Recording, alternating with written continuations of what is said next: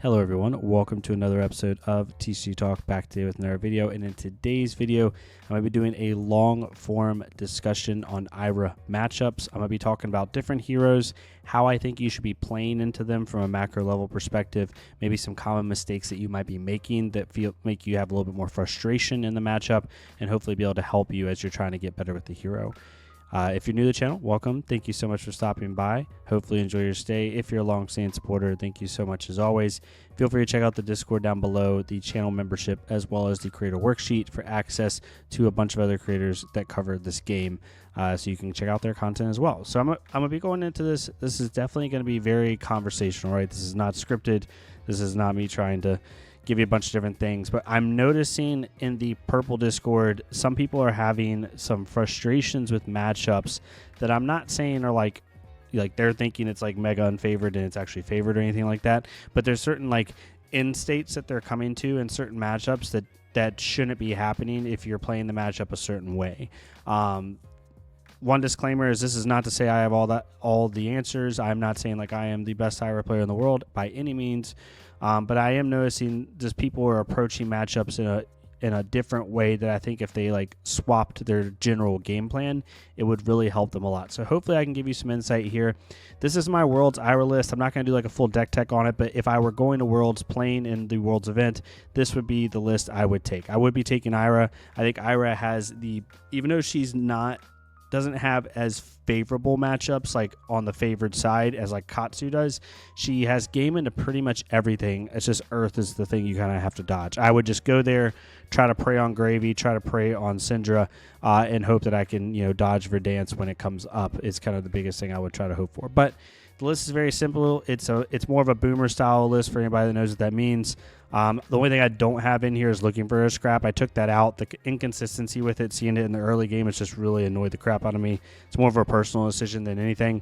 I have a 51 card main board, and for lack of a better term, I have like in a more aggressive package with cards like Take the Tempo, and then some of these 6 powers, and then a more defensive package.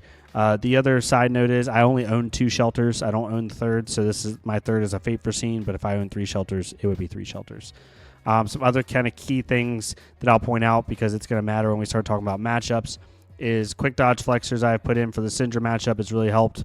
I've noticed that when you hold for a good dual threat turn, having access to pouncing paws really doesn't matter because you ideally against Cindra want to be doing pouncing paws with like a go again attack, not pouncing paws with or dual threat with a go again attack and then into like a 1-for-5 at the end. Not so much the pouncing paws. Like getting that 3 extra damage isn't going to do a whole lot. So I did run quick dodge flexors, and then I'm also running Stonewall Gauntlet for that matchup as well. It's really helped on those Wrath of Retribution turns, which is really when they take over the game. The final kind of key setup piece before we talk about matchups is Arcanite Skullcap. This one I'm like 50-50 on. AB2 is kind of like the best setup into most everything that's like Earth or Ailio. It's like the most consistent way to do it, just because if they get the tree out, like ideally they're going to be hitting you with a rune chant that's going to be doing +3, or they're going to be hitting you with like some type of thing where you basically pitch 2 and then pitch 1 instead of pitching the full 3. But Skullcap gives you access to AB5 on their combo turn, depending on how you're walking life totals down, which has been really helpful if they're trying to amp something up. But it's a 50-50 thing for sure. Mask Momentum is just kind of useless in that matchup, so this is like the next best headpiece in my opinion.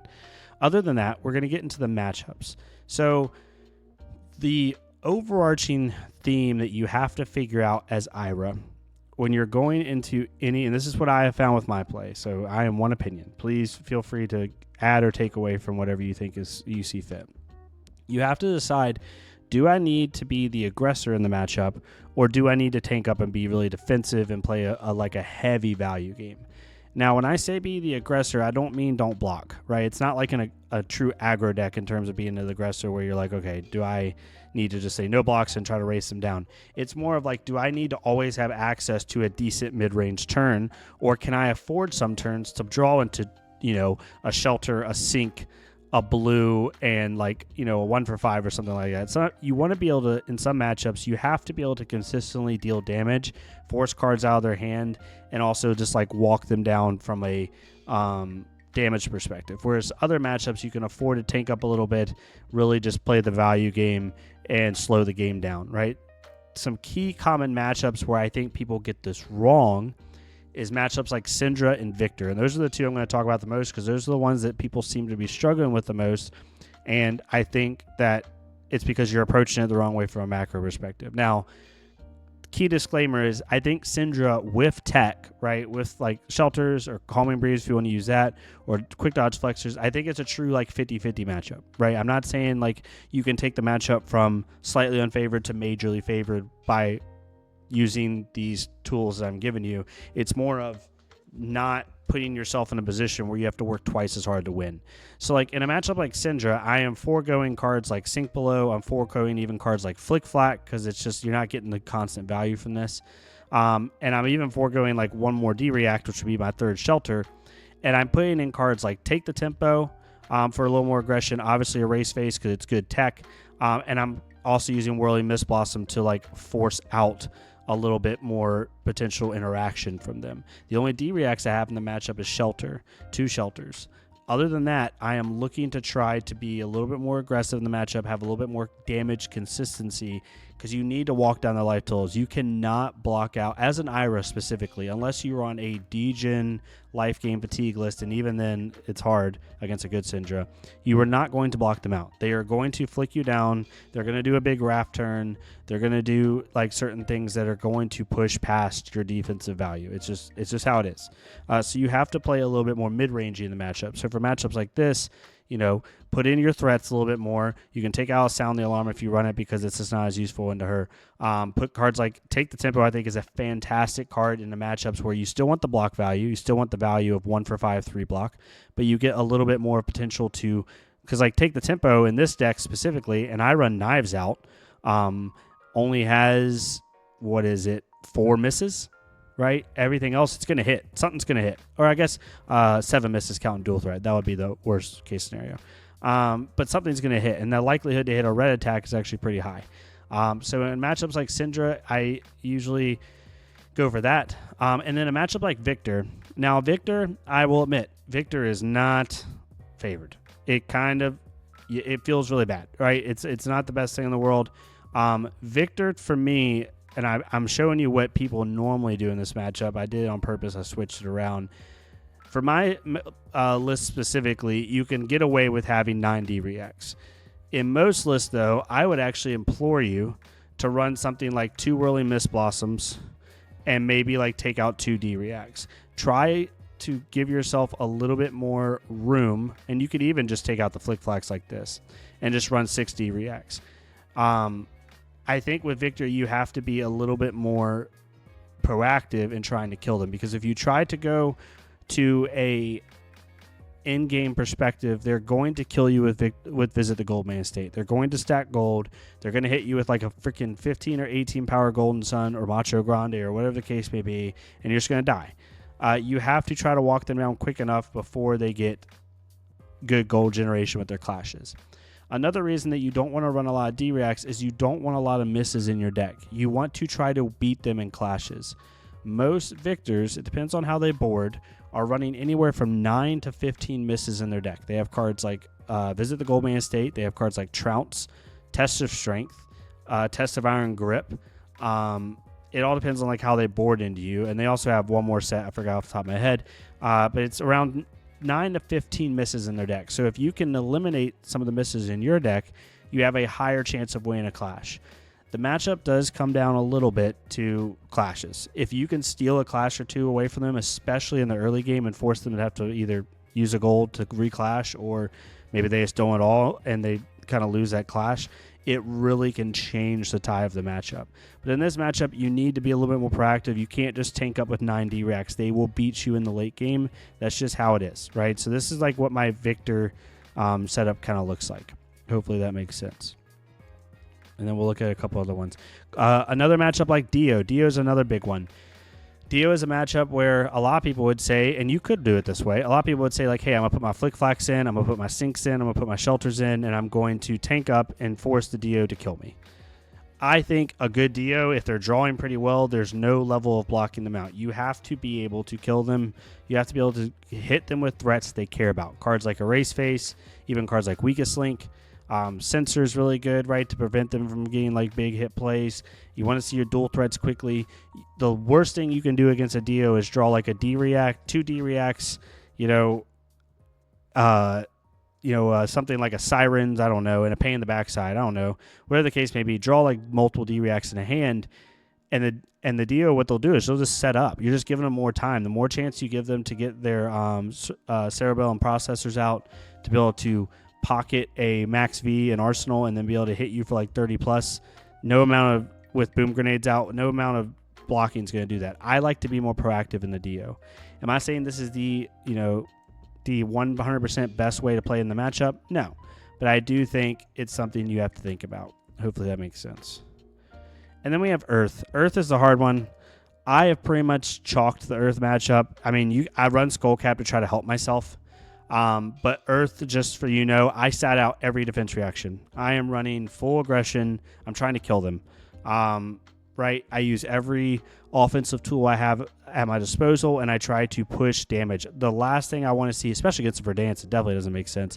Never run D-Reacts into Verdance, because unless you see a Plow Under, which usually is going to kill your D-React that's an arsenal, or not kill it, but sink it, or a Felling of the Crown, the D-Reacts are kind of useless in the Verdance. And even then, like, if you don't have a D-React, you can just block out Felling of the Crown and wait. But they're trying to kill you with combo. And then Florian, you need to be able to walk them down quickly. You need to be able to see a good pouncing pause, like long dual threat turn with like even a go again card and pouncing pause.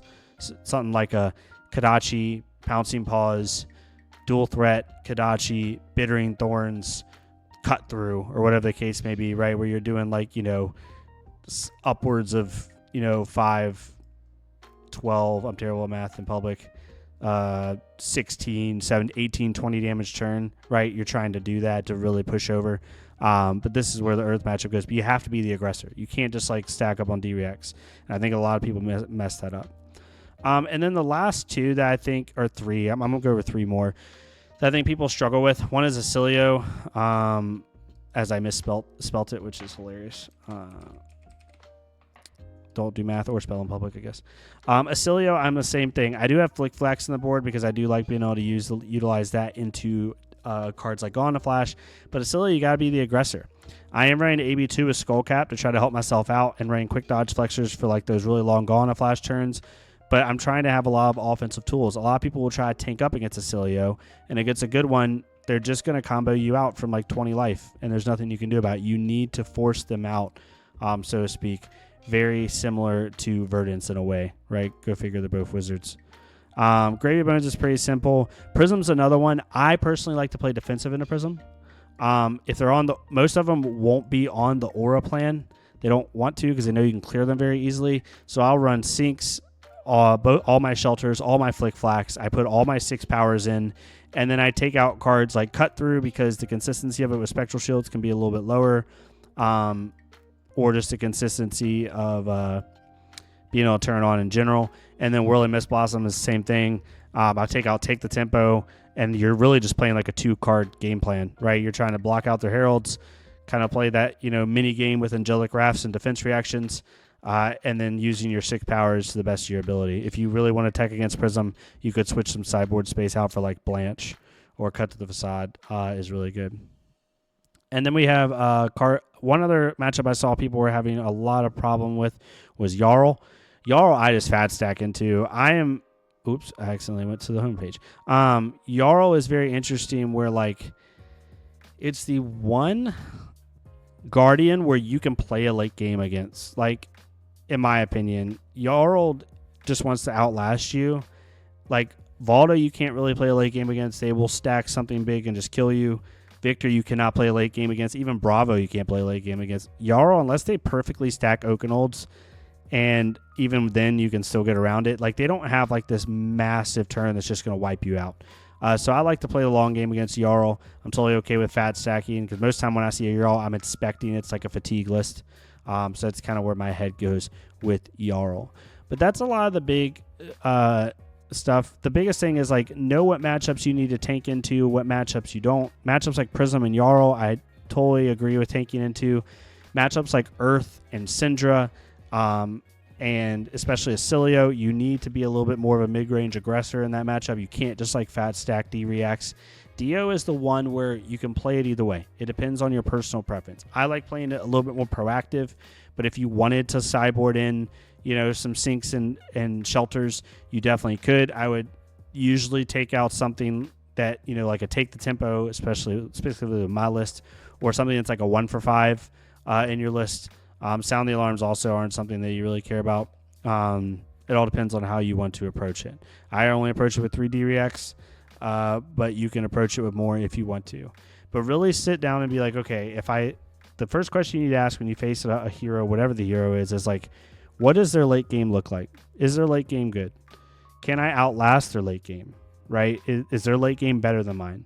If their late game is better than yours, you might need to be a little more proactive.